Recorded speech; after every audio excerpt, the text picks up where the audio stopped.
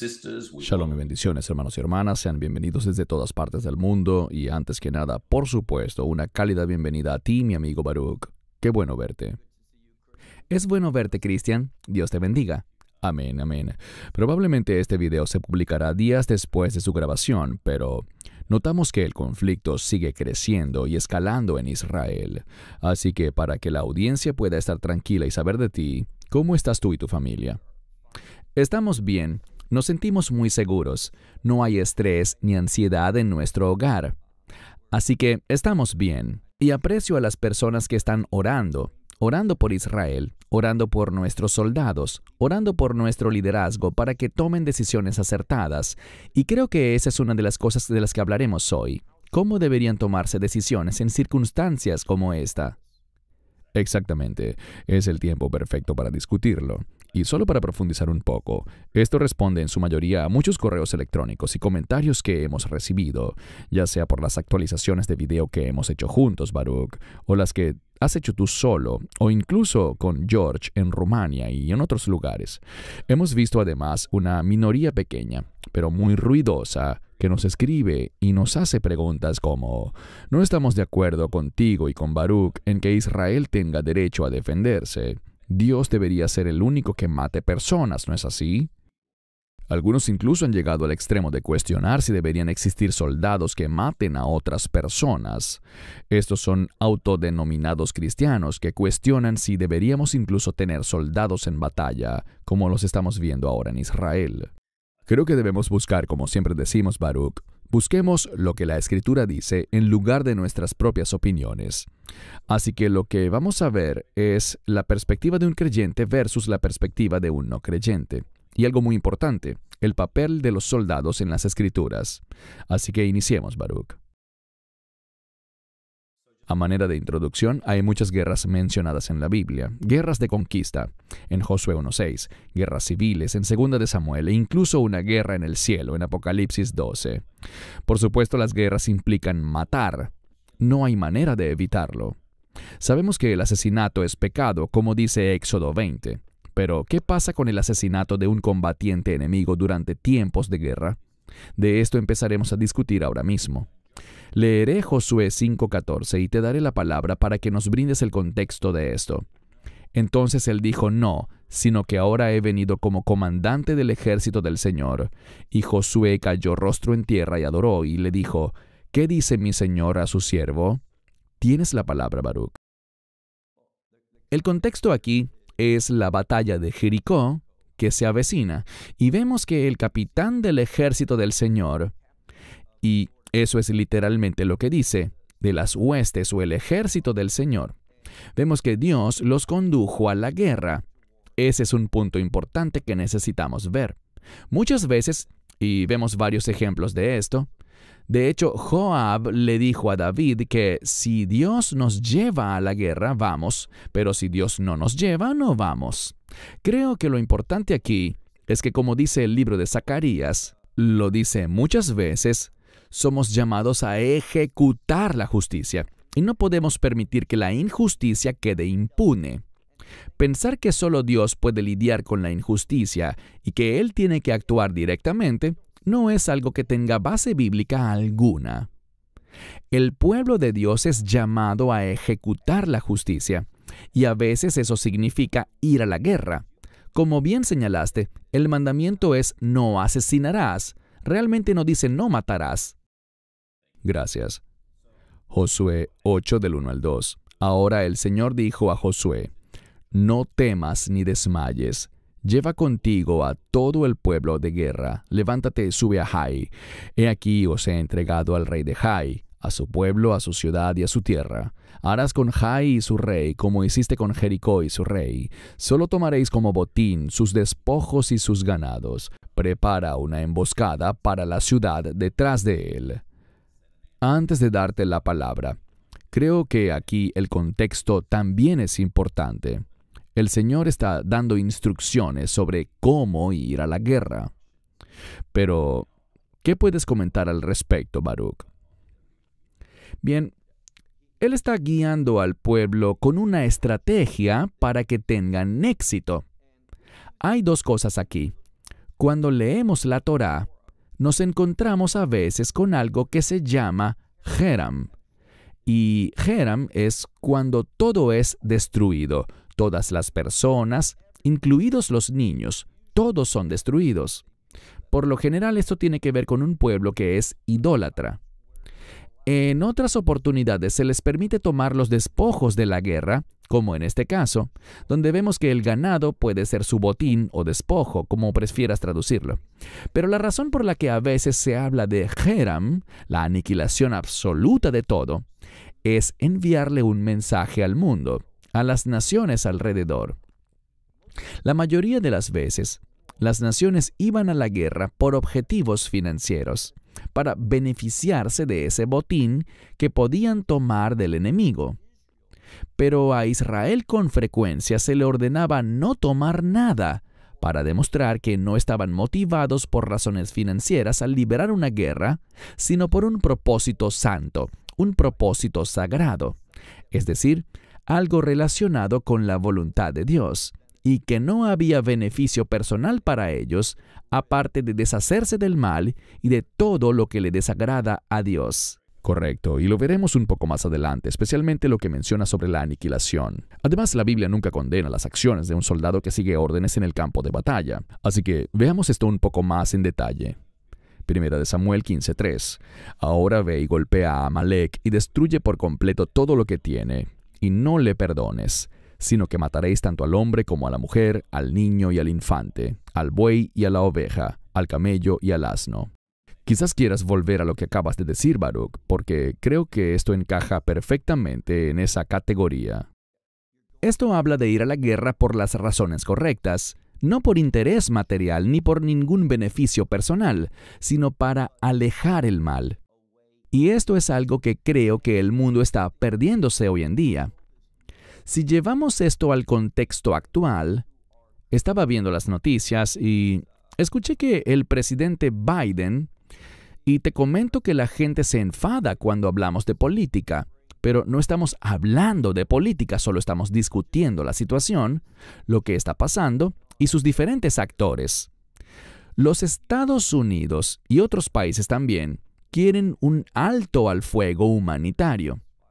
El problema con eso es, y seamos honestos, nadie quiere que niños y gente inocente, que no son combatientes, salgan heridos. Nadie quiere eso. El ejército israelí tampoco quiere eso. Pero, al librar una guerra contra el enemigo y ejecutar la justicia y defender lo que es correcto contra aquellos que hacen el mal, desafortunadamente, a veces personas inocentes serán heridas. Y si son inocentes y resultan heridas o mueren, es trágico, pero es consecuencia de la guerra.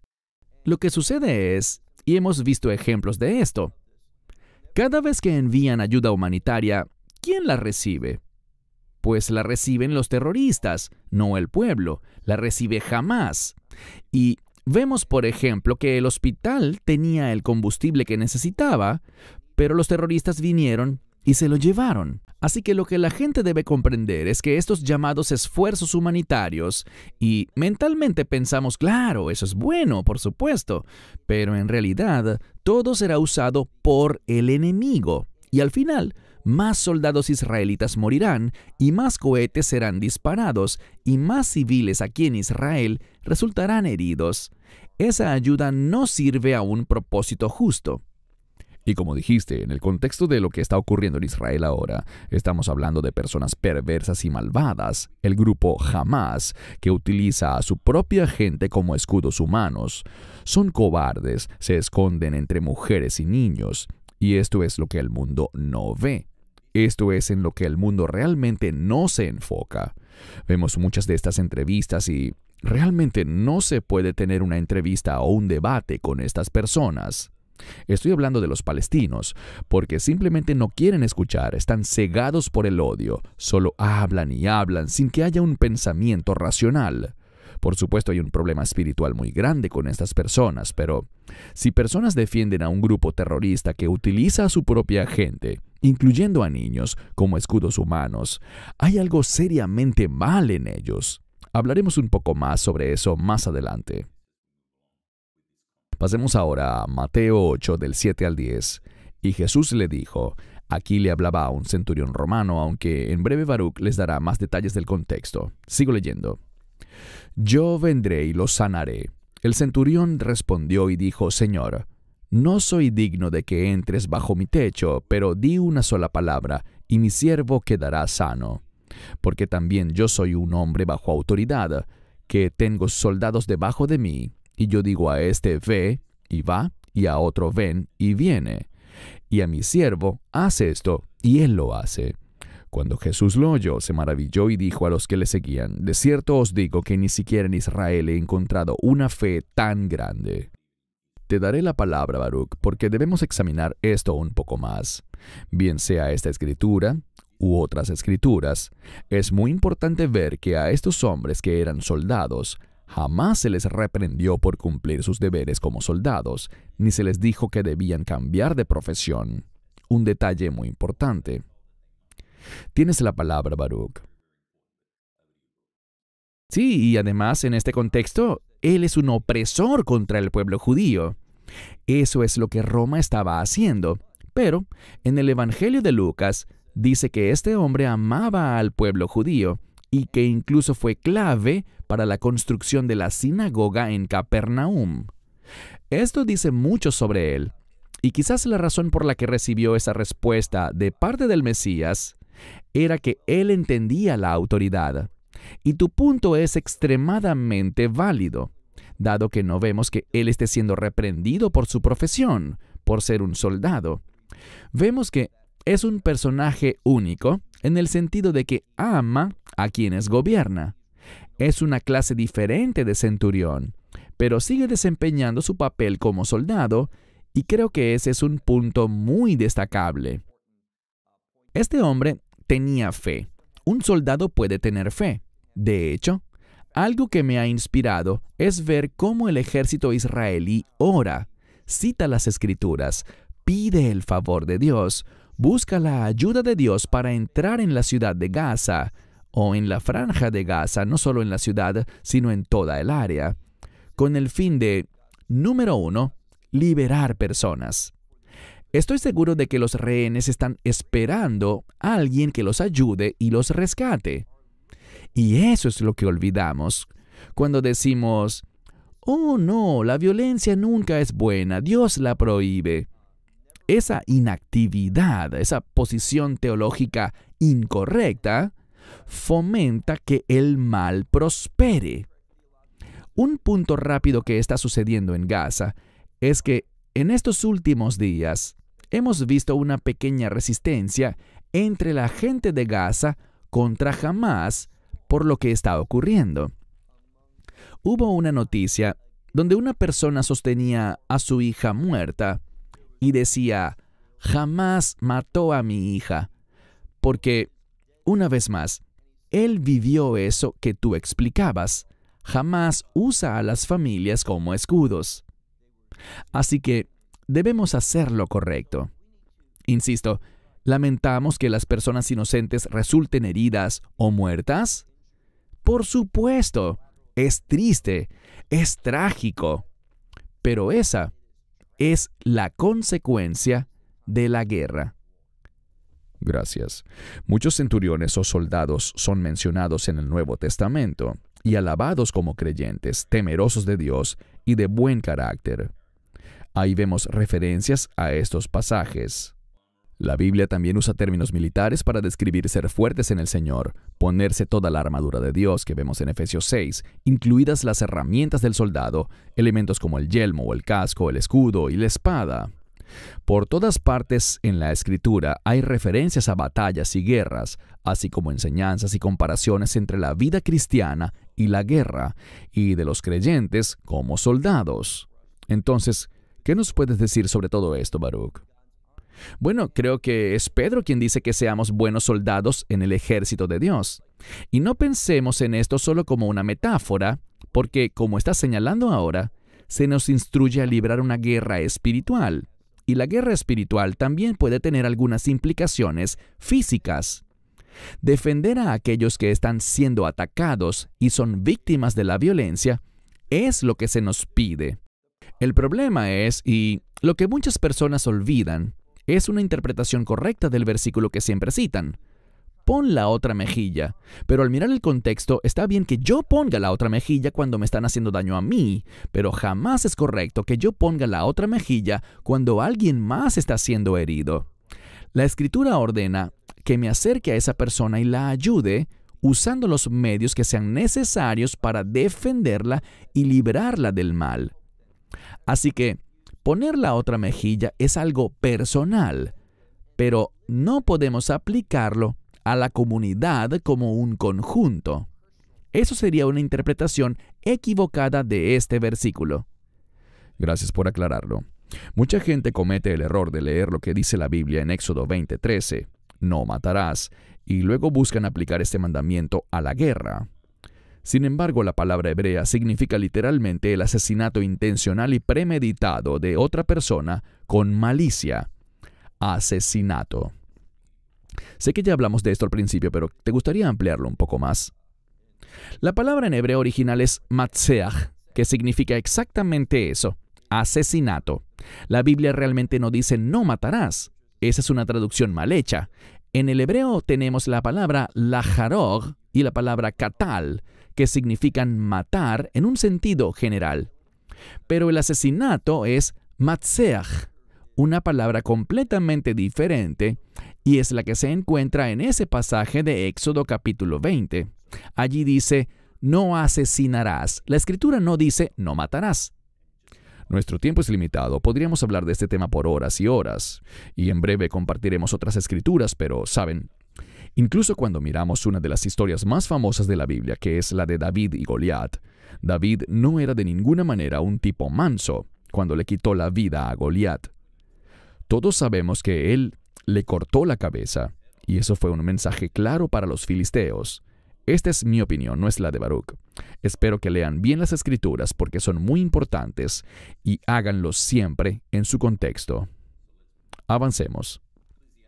Eclesiastés 3:8. Hay un tiempo para amar, tiempo para odiar, tiempo de guerra y tiempo de paz. Tus comentarios. Creo que es en Mateo 10 que el Mesías dice, y el problema que quiero abordar es que muchas personas te dirán, Cristian, oh, bueno, todas estas son escrituras del Antiguo Testamento, pero yo soy un creyente del Nuevo Testamento, y las cosas han cambiado en el Nuevo Testamento. Pero el problema con eso es que cuando vemos las palabras del Mesías en Mateo 10, dice, no piensen que vine a traer paz, sino que dice, he venido a traer guerra, y menciona una espada que divide. Cuando miramos lo que Dios hará, Él usará esa espada. Creo que esa espada puede entenderse simbólicamente como el Evangelio, porque el Evangelio nos divide en dos grupos, y un grupo será bienvenido en el reino, aquellos que reciben el Evangelio. Los demás serán colocados en tormento eterno. El Mesías tiene razón. Él viene a hacer guerra. Y en el Evangelio de Lucas, en lugar de guerra dice división. Y Él está dividiendo. Hay un tiempo, como dice este texto de Eclesiastés, hay un tiempo para la guerra, y Dios mismo, la Biblia dice en Éxodo, creo que en el capítulo 15, que el Señor es varón de guerra. Cuando pensamos que la guerra nunca está bien, que Dios está en contra de la guerra, ¿qué hacemos con el verso que dice que el Señor es varón de guerra? Debemos dejar que la Biblia nos hable en vez de tomar ideas preconcebidas y conceptos malinterpretados de la Escritura, retorciéndolos para tratar de justificar nuestros deseos. No, debemos desear el mensaje y la revelación de la Escritura. E incluso en el Nuevo Testamento, como dijiste, Baruch, hay una abundante cantidad de referencias. Pablo emplea la vida del soldado como ilustración de una verdad sobrenatural o espiritual. En 1 Corintios y en Timoteo hay otras referencias a la guerra espiritual, en 2 Corintios 10, en 1 Timoteo 1, y por supuesto en Efesios 6, e incluso en el Apocalipsis cuando vemos el regreso de Yeshua para hacer la guerra. Es algo muy claro en toda la Escritura.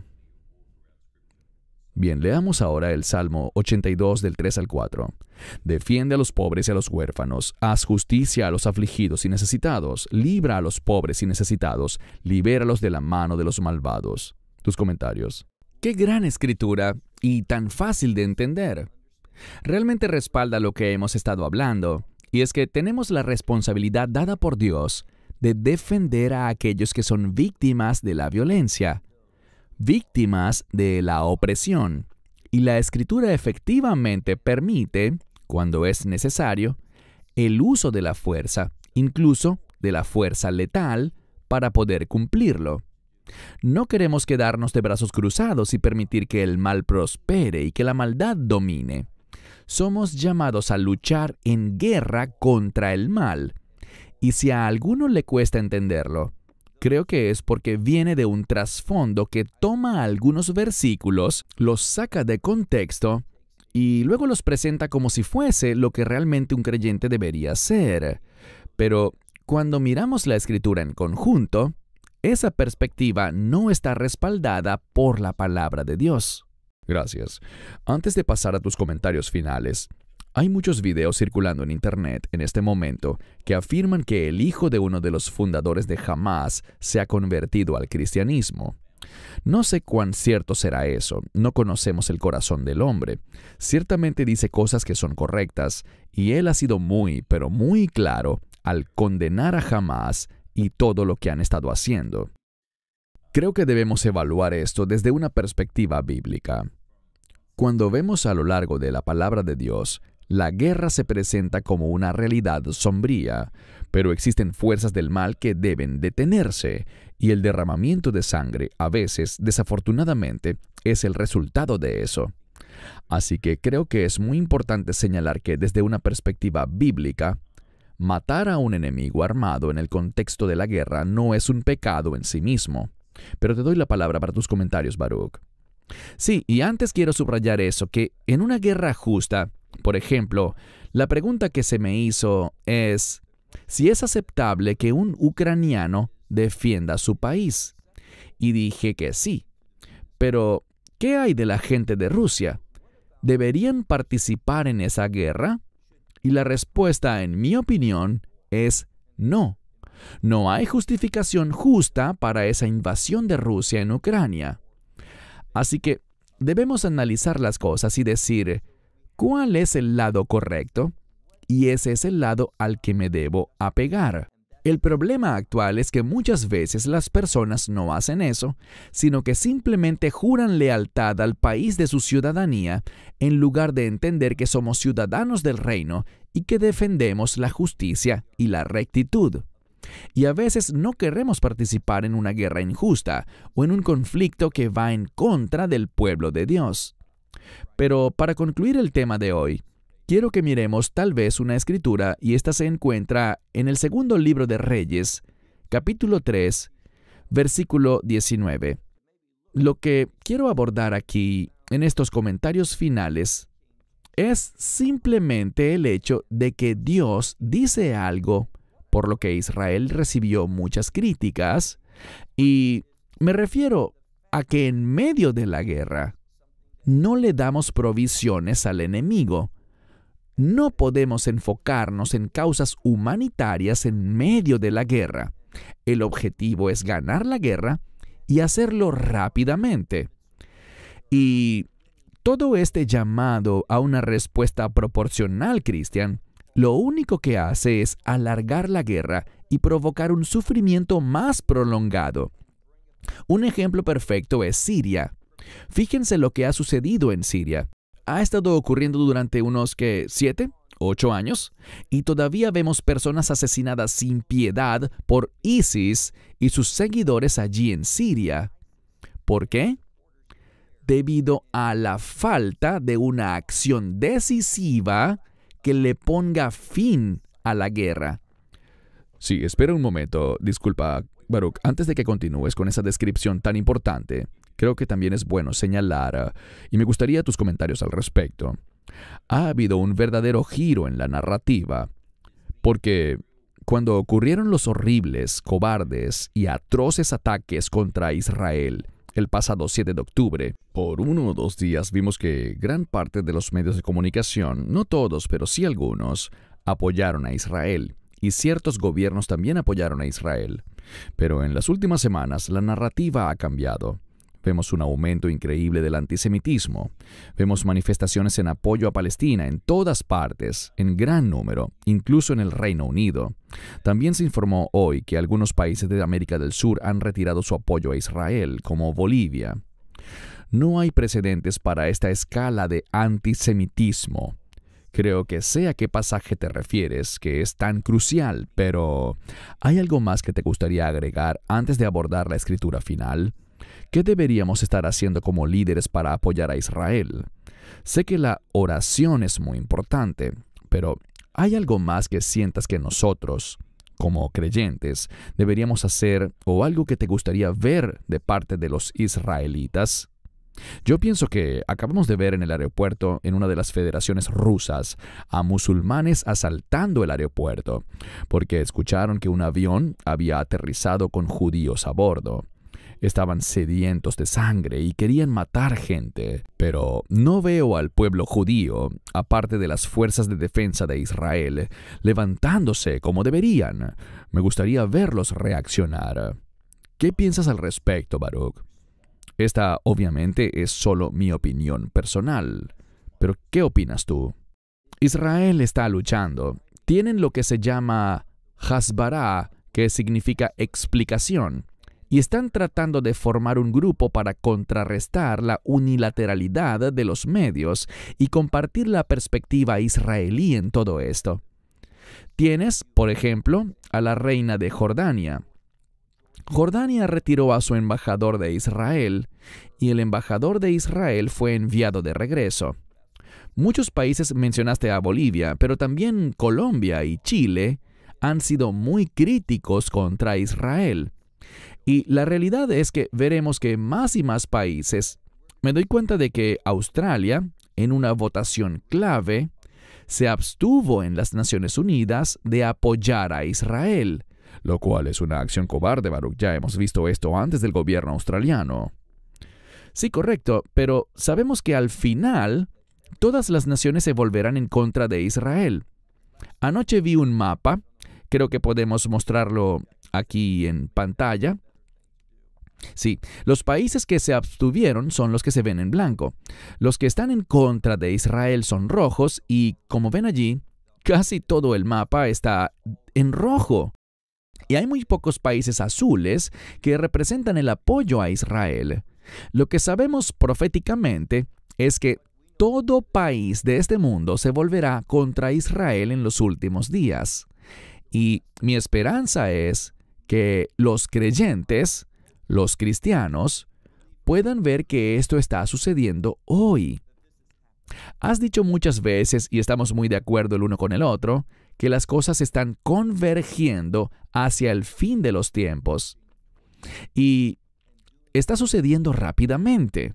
Dios puede acelerarlo o Dios puede ralentizarlo. Nunca establecemos fechas, eso es clave.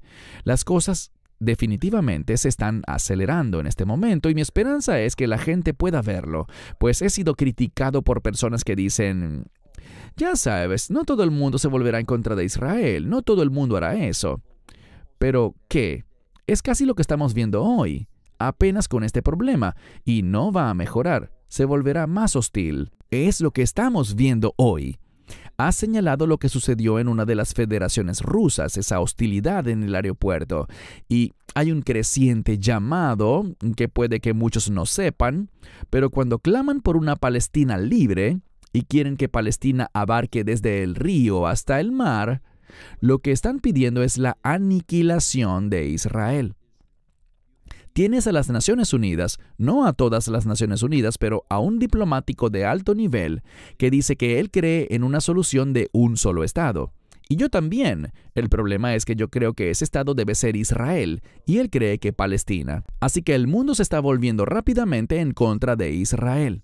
Y estamos viendo exactamente lo que dice la Escritura. Y mi respuesta es, ¿qué hará el creyente individual? Correcto. Bueno, ahora sí te daré la palabra para revisar este pasaje y para tus comentarios finales. En conclusión, me gustaría compartir una sola escritura contigo para que puedas entender la posición de Dios. Se encuentra en 2 de Reyes, capítulo 3, versículo 19. Y esto es, literalmente, después de que el enemigo ha sido derrotado. Y esto es lo que Dios dice. Él dice, deberás atacar, y esta palabra implica un ataque mortal. Si analizas el contexto, a toda la ciudad, y es una ciudad militar, una ciudad fortificada, y a toda ciudad que sea deseable, elegida, deberás, ¿qué? Deberás talarle cada árbol bueno, lo que significa cada árbol que dé alimento, y toda su riqueza deberás cortar, y toda buena tierra deberás afligir. Es lo que literalmente dice, con piedras, lo que significa que no deben permitir que tengan provisión de comida ni agua. ¿Por qué? Porque esta es una forma efectiva de someter al enemigo. Israel quería hacer algo similar y fue acusado de cometer crímenes de guerra. Pero así es como indican los libros de texto sobre cómo pelear una guerra. Debes cortar la comunicación y cortar todos los recursos. Y la razón de esto es que eso provoca una rebelión interna cuando el pueblo tiene hambre y sed. Eso causa una rebelión. Y esos enemigos se convierten en tus activos porque se levantan contra quienes están en el liderazgo. Así es como se deben luchar las guerras, de acuerdo con la Biblia. Y lo último que diré es lo siguiente. Solían lucharse guerras hasta que se diera una rendición incondicional. Y eso es lo que se debe hacer aquí. El enemigo tiene que rendirse totalmente y de manera incondicional. Hasta ese momento, debes seguir luchando e hiriendo al enemigo hasta que eso ocurra. Soy israelita, pero también norteamericano.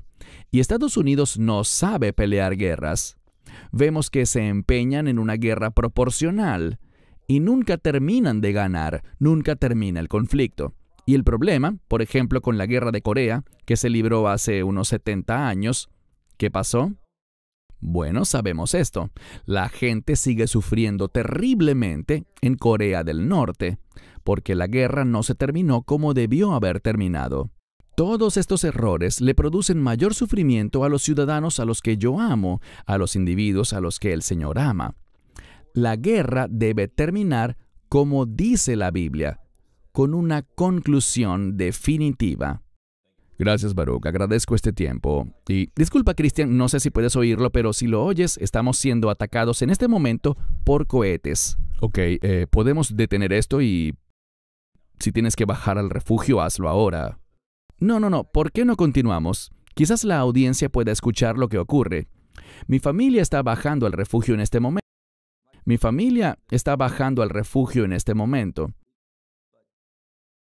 Acaban de sonar unas 2 explosiones. No creo que hayan sido aquí en nuestro barrio, sino un poco más adentro en la ciudad. Pero esto demuestra que aquí no existe alto al fuego. El enemigo sigue atacando, y esto es parte normal de la vida para todos aquí en Israel. Sí, y lo triste es que, como hablábamos hoy, están clamando por esfuerzos humanitarios y suministros que, por supuesto, solo van a Hamas y nunca llegan a las personas que realmente lo necesitan. Pero, sin embargo, tienen suficiente dinero para todos estos cohetes y otras armas también. Otro detalle que los medios no reportan. Gracias por tu tiempo, Baruch. Oramos por la bendición y protección del Señor para ti y para todo el pueblo en Israel. Y espero que esto arroje algo de verdad bíblica y luz sobre este tema para todos. Baruch desde Israel y un servidor aquí en Sydney, Australia, les decimos Shalom y bendiciones. Esperamos que te hayas edificado con el mensaje de hoy y lo compartas con otros. Te invitamos a seguir nuestros estudios cada semana por este canal y por el portal de YouTube de Amarás a Israel. También puedes descargar nuestra aplicación móvil gratuita, Mi Estudio Bíblico. Finalmente, para obtener más información sobre nosotros, visita nuestra web amarasaisrael.org, donde encontrarás otras conferencias de Baruch en audio, video y texto. Hasta el próximo programa. Que el Señor te bendiga en Yeshua HaMashiach, Jesús el Mesías, mientras caminas con Él. Shalom desde Israel.